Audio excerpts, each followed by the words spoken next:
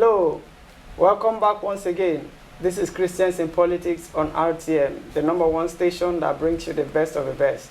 The place where you get faith, the place where you get entertainment, the place where you get education all put together.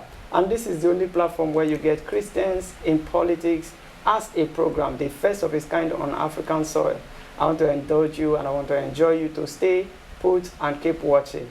In case you're just joining us for the first time and you feel, well, Christians in Politics, please invite a friend so you have someone to share the experience with.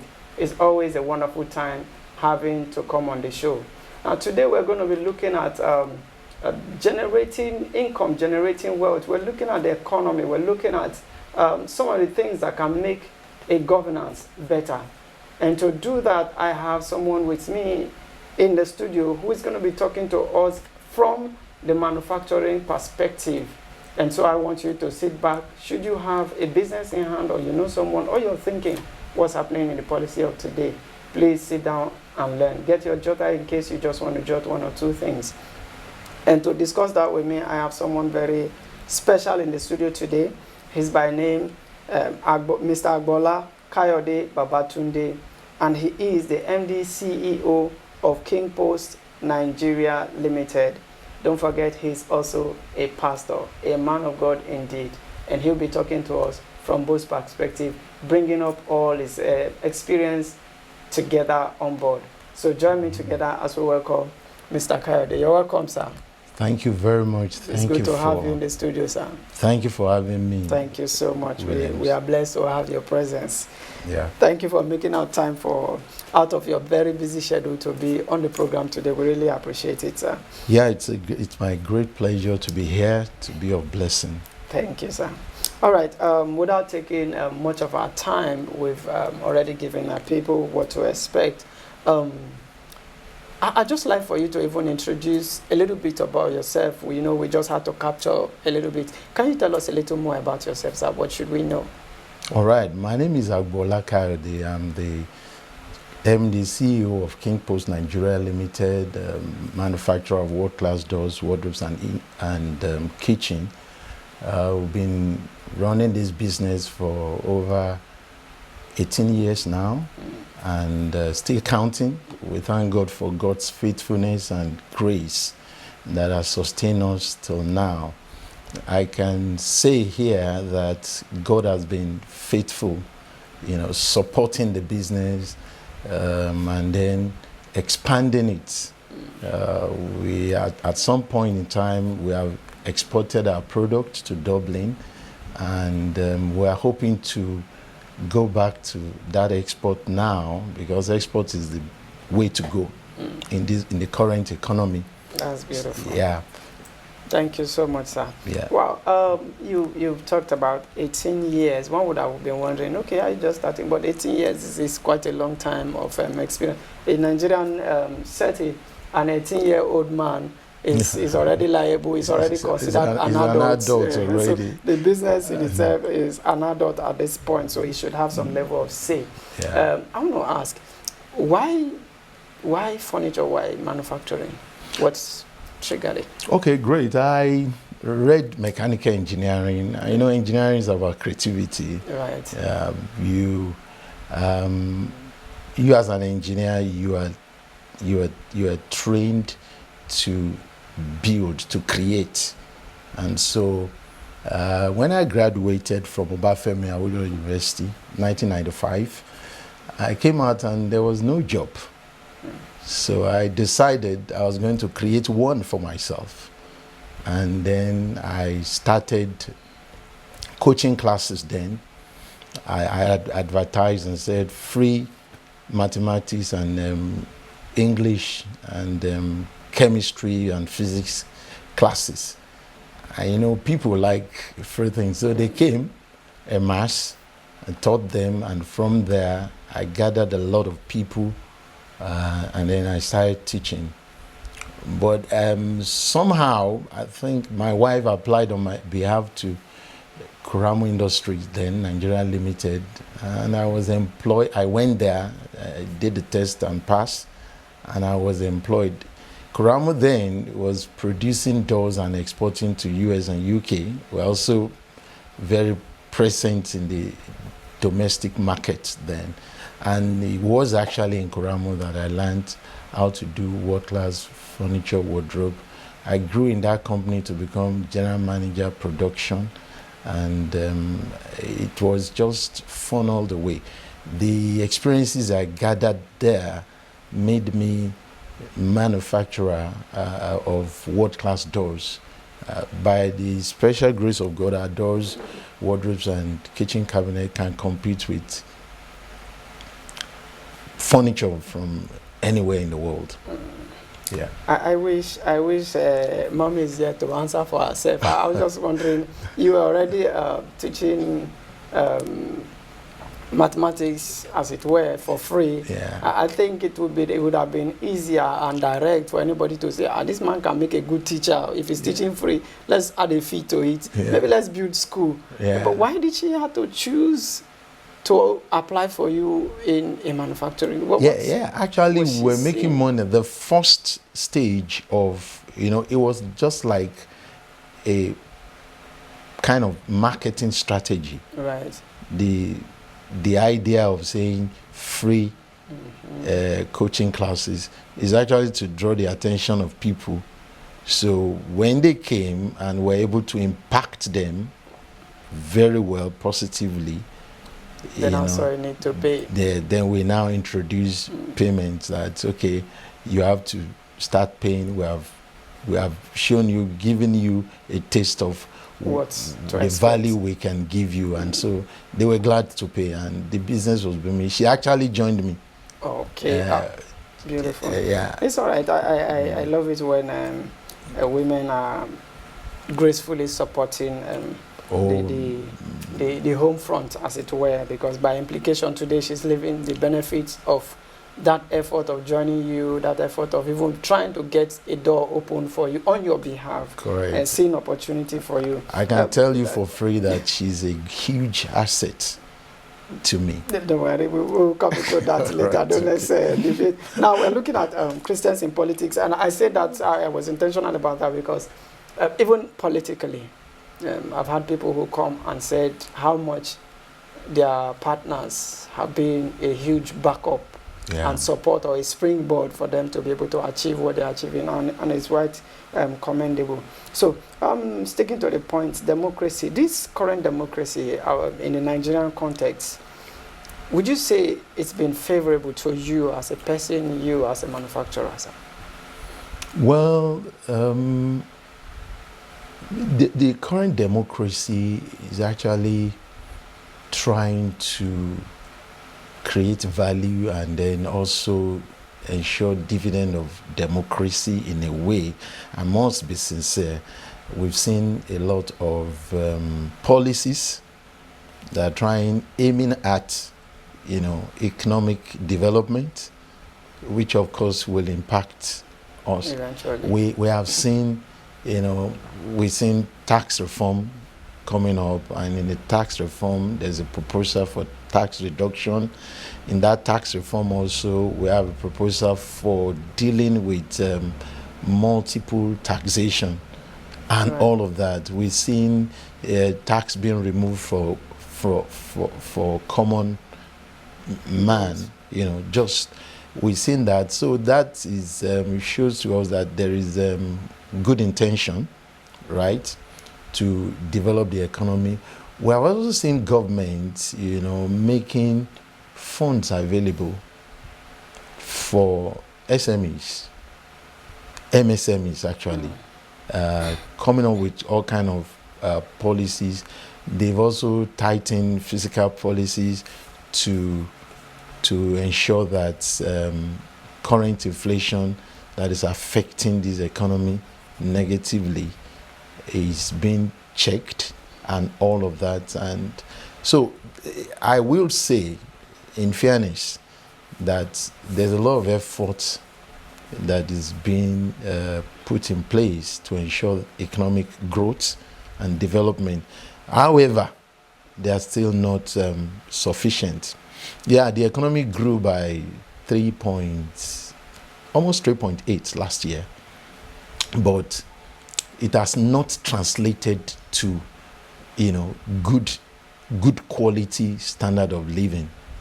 No, the masses are not yet feeling the impact of that growth. So there's no growth until there's no passive growth until the masses Tell or yes, leave it. exactly. I agree. I would have come to that the growth we're talking about, is it political growth? Is it no, it's economic paper growth? Because this could mean different things. Political may mean where we just have to put out something there for people to know we're working. Paper growth is just, okay, we have to submit a report, so let's submit or let's give a speech. But how has it translated? And you have also said that it's record is on record that we've grown economically, yeah, but it has not yet translated. no, it hasn't. The question will now be why, what's making it, what's holding it back from translating? Because generally we know a good government not by policies alone, Yep. and no policies will eventually, but after they've been transformed. And I like to quote from the scripture. The Bible said, when the righteous rule, the people rejoice. The people do not rejoice because you speak well. Yeah. The people do not rejoice because you have good policies, as it were. They only rejoice when their lives have been transformed. So do you see anything why this gap is between what is said or what is happening to the reality on ground? Well, the truth is that from inception of this administration, Yes, sir. there were two major policies that were put in place. That's one, the removal of subsidy, Right. and then also the unification of, naira, dollar, FX then. Okay. Now, these two have tremendous negative impact Right. on human lives, and to my mind that shouldn't have been done together, and shouldn't have been done without actually putting something in place to cushion the effect, knowing fully well that there's going to be some kind of impact, negative impact on the general populace. The impact of those two are still being felt to now. Anything that affects energy costs affects all human lives, whether you're rich or poor. Anything that affects forex affects us, because we're a consuming nation. We import everything, almost everything, not everything. That will pose the question, sir. Permit me to interject you a little bit. Yeah. That will pose the question that a question of the current administration's humanity.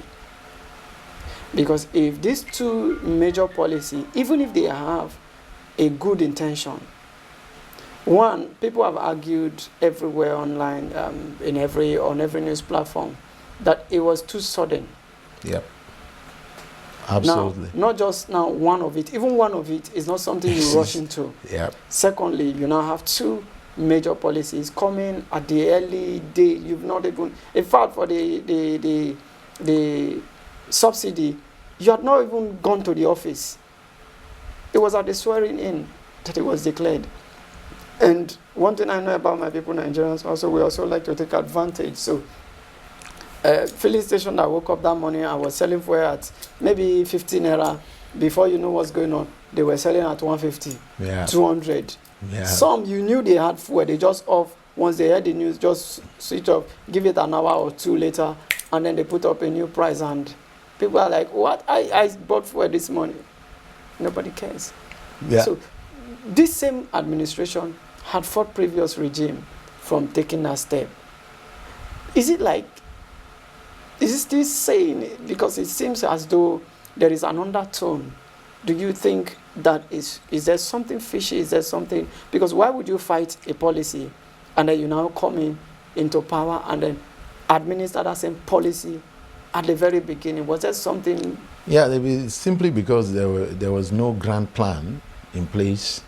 It was not well thought out. Right. Yeah, it wasn't well thought out.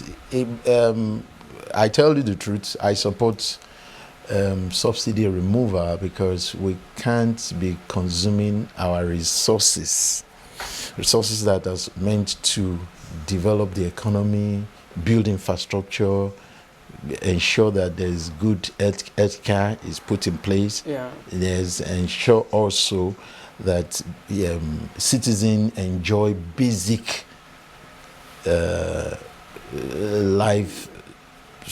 lifestyle, at least afford their exactly, living. yeah. So I do not support that we should just be, consuming that resources that ought to, bring about development and growth. But at the same time, because you are in power to ensure that the standard of living of the masses improve. That's the reason why you are voted or elected into that office. So you are not to take drastic step that will,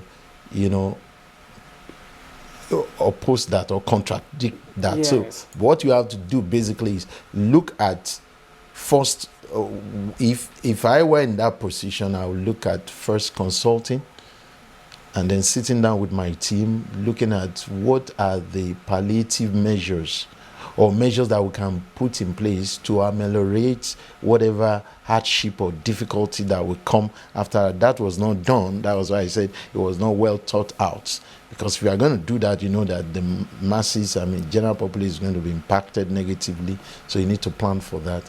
And much more, you now did 2 of that at a go. The effect was just... Interestingly, one would have said, okay, in mitigating for them that, oh, well, maybe there was no much time, they needed to do what needed to be done.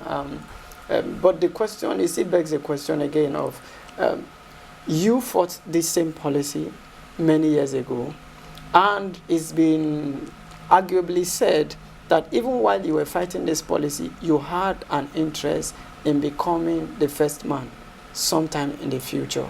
Yeah. Now, you fought this policy, okay, let's say you didn't understand maybe what it was or the approach the government of the day was trying to use or method or whatever, you didn't understand it. Now, you had time, between that time you were hatching your idea, your plan, nurturing and planning and strategizing to get into power.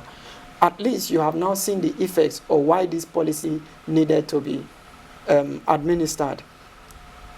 It's also wisdom to say that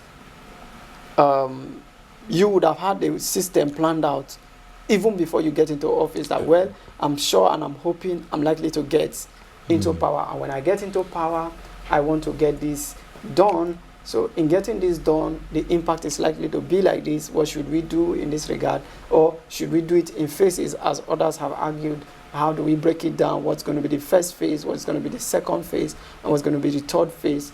But all of this still, within this time given, still did not come to play out. I still think, and people are still saying out there, like, it's like the government of the day, they actually care for the people. Maybe it's just a personal thing why they had to run this. Well, like I said, it wasn't well thought out. Right. There wasn't enough consultation, and then the impacts on the people were not considered deeply, and there was nothing in place to really cushion the effects of what was coming. It was definitely, let us assume that prior to that time, like you said, he felt, oh no, you shouldn't remove subsidy. But now you have come to realize that subsidy had to go.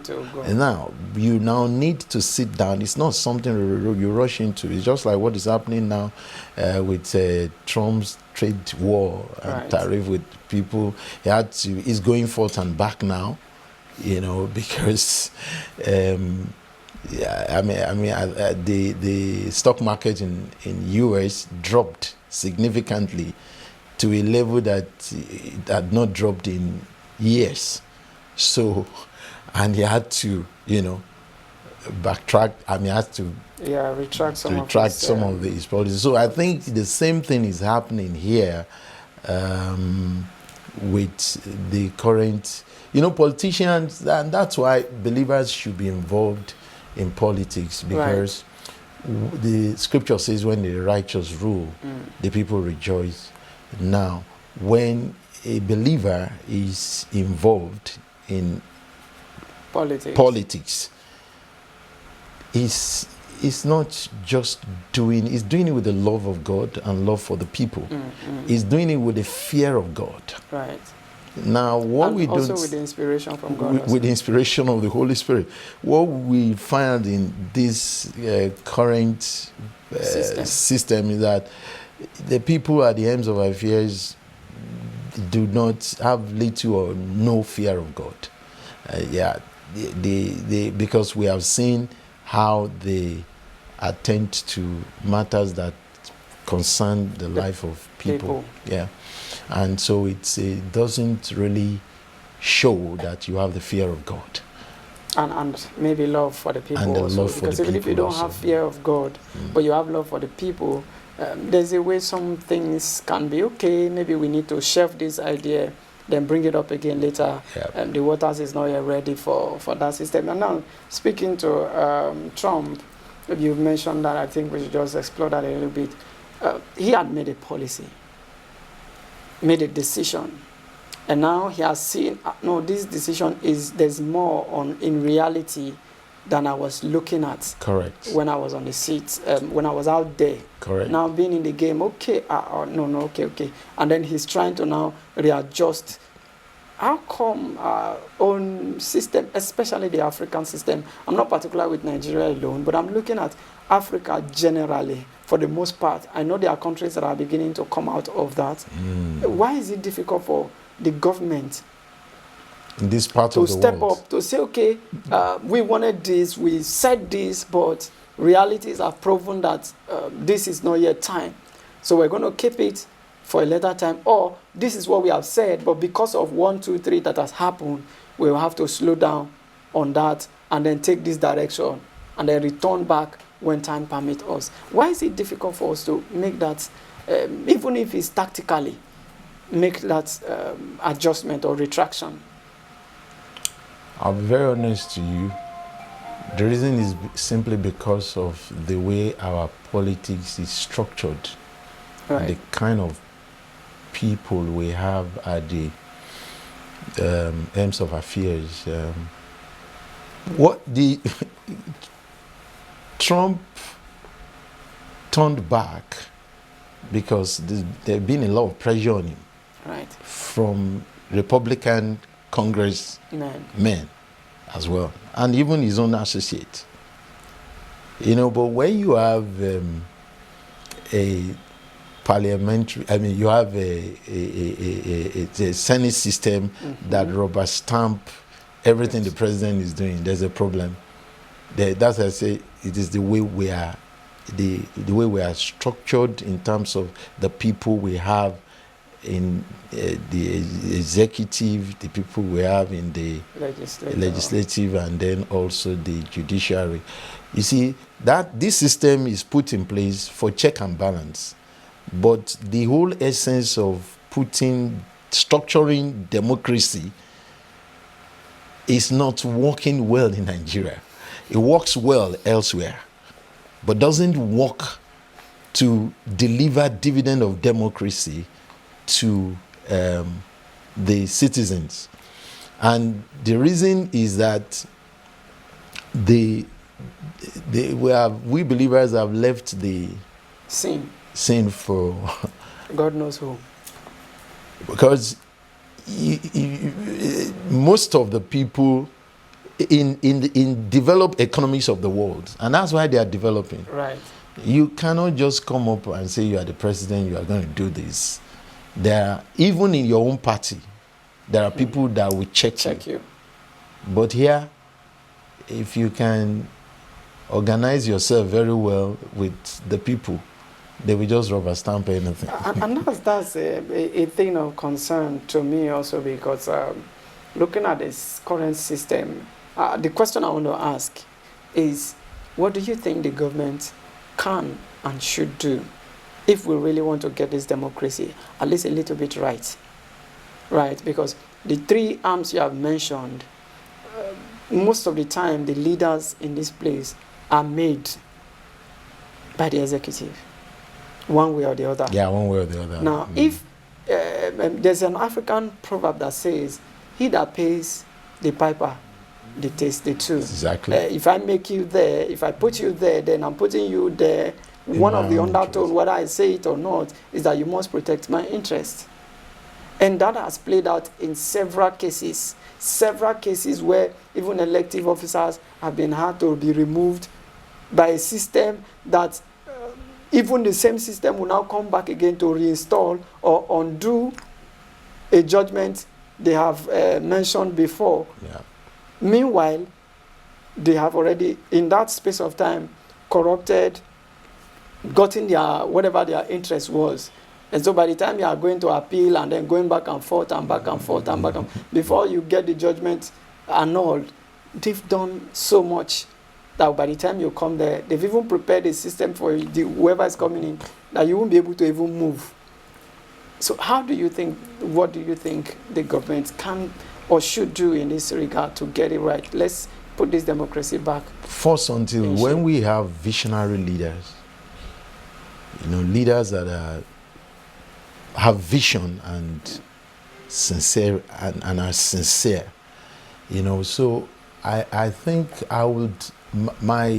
what I think the people at the helms of affairs of governing this nation should do now is to be very patriotic. Right. Patriotic in the sense that you have vision for your people. You want your citizens to realize their potential. We have enough resources to do that. But when there is that willpower is not there, when everybody is looking at his own personal interest and not national interest, and the interest of the common, most people in power today are just there protecting their personal interest. National interest has gone down the drain. And so probably because politics is very lucrative, it's seen as a kind of business now. You invest money and you recoup your money. With interest. With interest. It's not seen as we do not have servant leaders, people who are coming into power to say that I am going to change the lives of my people. I am coming in to ensure my people live well. I am going to turn this country into one of the best economies of the world, with vision and passion. Yeah. But that vision and passion is not there. If there is anything driving anybody to the seat of power, it's personal interest. I'm the next in line. All right. For want of time, I wish we go on, but we'll come back again next week on this topic. But before I let you go, sir, someone may be listening or may have been with us online and is asking, I like this pastor, I like this businessman, I like his insight. Maybe I should follow him. Are you on any social platform, and where can they find you, sir? Maybe your business, yourself, whatever. All right. You can always reach me on my email. The email is agboolakayode2019@gmail.com. You can reach me there. Right. I'll be very glad to assist upcoming youths. I have passion for youths because I see that Nigerian youths are very resilient. Nigerian youths are very, very creative. Nigerian youths are achieving a lot with little. That's true. Nigerian youths they are very resourceful and they are very versatile. They are just waiting for a leader, someone that steer them up in can the right steer, direction. and then they are looking for a coach, basically. And I'll be glad to be anybody's coach. A coach is different from a mentor. A mentor will just tell you what to do and leave you to do it. A coach will hold your hand until you succeed. Doesn't leave you alone until you succeed. I'll be glad to play that role. Thank you so much, sir. Thank you for coming to the program once again. Thank you. Until next week. So there you have it. Thank you for joining us this week. We will be right back, same time, same station next week. Don't forget, always watch RTN where you get the most and the best of faith-based content, education, and entertainment, all fused on one station. Thank you and have a blessed day.